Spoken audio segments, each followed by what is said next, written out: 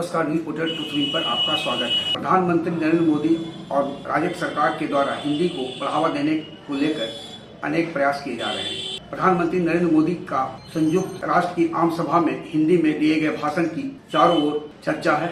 इसका प्रतिफल यह है कि बुधवार को 3 विश्वविद्यालय, केंद्रीय विश्वविद्यालय दक्षिण बिहार, मगध विश्वविद्यालय और नालंदा नव बिहार के कुलपति एक साथ बैठे। मौका था दक्षिण बिहार के विश्वविद्यालय द्वारा आयोजित हिंदी का वैश्विक परिदृश्य विषयक एवं एक दिवसीय अंतर्राष्ट्रीय ई संगोष्ठी का।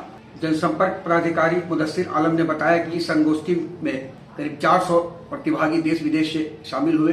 सर्वप्रथम संगोष्ठी के सह संयोजक डॉक्टर रामचंद्र रजक के निर्देशन में तीनों कुलपतियों को अंग वस्त्र, श्रीफल और पुस्तक प्रदान कर स्वागत किया गया। CUSB के हिंदी विभाग अध्यक्ष प्रोफेसर सुरेश चंद्र ने एक ही मंच पर 3 कुलपतियों की उपस्थिति को हिंदी प्रेमियों का संगम बताया। उन्होंने प्रस्तावना के रूप में कहा कि हिंदी की सामाजिक, सांस्कृतिक, राजनीतिक महत्ता को देखते हुए अंतर्राष्ट्रीय स्तर पर इसकी भागीदारी धीर गति से बढ़ रही है। मगध विश्वविद्यालय कुलपति प्रोफेसर राजेंद्र प्रसाद ने कहा कि क्षेत्रीय बोलियों का हिंदी के विकास में अतुलनीय योगदान रहा है। उन्होंने अपनी निजी यात्रा का अनुभव साझा करते हुए कहा कि फिजी, मॉरिशस, त्रिनिदाद, टोबैगो आदि जगहों पर भोजपुरी भाषा प्रवासी मजदूरों ने अपनी भाषा संस्कृति को जीवंत रखा है। वे उन देशों में रामचरितमानस अपने साथ लेकर गए। इसे उन्होंने भाषा की शिव यात्रा यानी शिव की तरह बहुआयामी व्यक्तित्व व्यापकता के लिए हुए की संज्ञा दी है। वहीं नव नालंदा महाविहार के कुलपति प्रोफेसर वैद्यनाथ लाभ ने बताया कि लोक भाषा के रूप में हिंदी कृषकों, श्रमिकों, फिल्मी कलाकारों और व्यापारियों को सहज, सरल, सर्वग्राह्य लगती रही,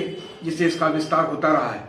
किंतु हीन भावना से संचालित होकर हिंदी का विकास नहीं किया जा सकता, बल्कि हिंदी के प्रति आत्मगौरव का भाव ही इसे वैश्विक प्रसार दिला सकता है। दक्षिण बिहार केंद्रीय विश्वविद्यालय के कुलपति प्रोफेसर कामेश्वरनाथ सिंह ने कहा कि भारतीय राज्यों का सीमांकन यदि नदियों, पर्वतों आदि भौगोलिक कारकों के आधार पर हुआ होता तो भारत में आज भाषाई सौहार्द ज्यादा मजबूत होता। उन्होंने आगे कहा कि औपनिवेशिक भाषा अंग्रेजी के कारण भारत की लगभग 80% प्रतिभाएं पिंजरे में कैद एवं कुंठित है। उन्होंने मौजूदा सरकार डेनमार्क के आयुष विश्वविद्यालय के डॉक्टर विवेक कुमार शुक्ल ने कहा कि सन 1985 ईस्वी से डेनमार्क में सरकारी प्रयास से हिंदी भाषा और संस्कृति के प्रति लोगों का आकर्षण बढ़ता जा रहा है। वहीं मैसूर के regional institute of education NCERT के डॉक्टर सर्वेश मौर्य ने बताया कि दक्षिण भारत में साहित्यिक एवं सांस्कृतिक संगठन निरंतर हिंदी के प्रचार प्रसार को महत्व दे रहे हैं। आम जनों के प्रेम और सत्ता केंद्र के खींचतान के बावजूद हिंदी का प्रयोग दक्षिण भारत में बढ़ता ही जा रहा है। वहीं नॉर्वे के ओस्ले से प्रकाशित द्वैमासिक हिंदी पत्रिका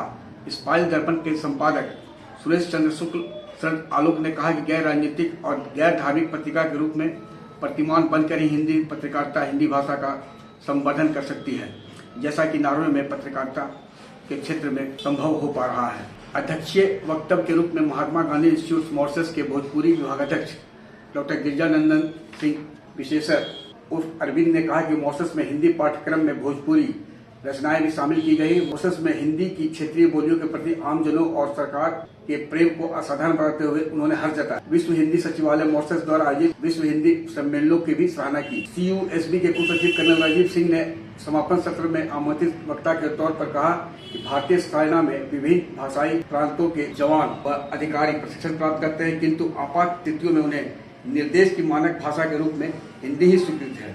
इस संगोष्ठी के अंत में हिंदी विभाग के सहायक प्राध्यापक डॉक्टर शांति भूषण ने सभी वक्ताओं को धन्यवाद ज्ञापित करते हुए कहा कि आज का धन्यवाद ज्ञापन परंपरा निर्वाहन न कर समस्त वक्ताओं इस संगोष्ठी हेतु पंजीकृत लगभग 400 प्रतिभागियों एवं उपस्थित श्रोताओं के हिंदी प्रेम का व्यक्तिगत अनुभूति प्रतिबिंबन है। इस संगोष्ठी के सत्रों संचालन नचिकेता वत्स, पुष्पा कुमारी और चाहत अनवी ने किया। इस अवसर पर ई हॉल में प्रोफेसर रिजवानुल हक, परीक्षा नियंत्रक रश्मि त्रिपाठी, कंप्यूटर अधिकारी अशोक कुमार, प्रशांत रमन, डॉक्टर राजेश रंजन, डॉक्टर विपिन कुमार सिंह, संकायगण, शोधार्थीगण, विद्यार्थीगण, अधिकारीगण एवं कर्मचारीगण उपस्थित थे।